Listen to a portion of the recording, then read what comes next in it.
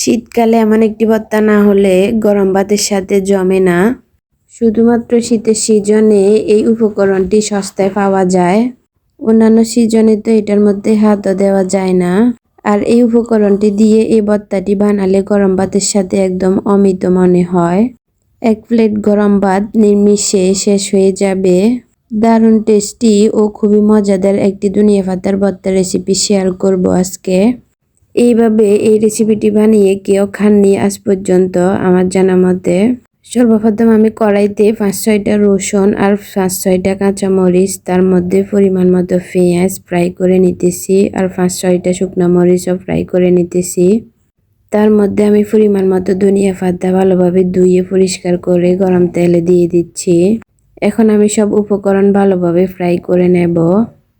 সব উপকরণ যতখানি ভালোভাবে ফ্রাই হবে আর ভর্তার টেস্টটা ততই ভালো হবে।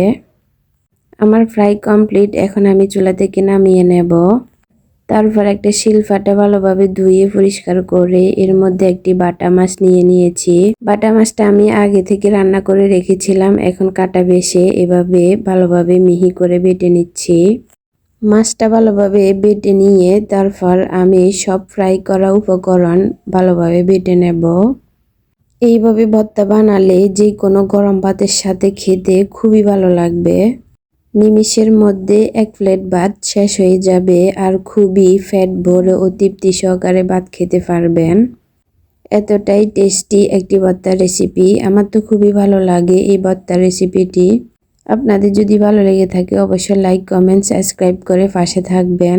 ভালো লাগলে অবশ্যই ফ্রেন্ডস এবং ফ্যামিলির সাথে শেয়ার দিয়ে তাদের দেখার সুযোগ করে দিবেন। পেজ থেকে দেখে থাকলে পেজকে ফলো করে দেবেন। সব উপকরণ ভালোভাবে বেটে নিয়েছি। এখন আমি এভাবে সরিষার তেল মিক্স করে নিতেছি।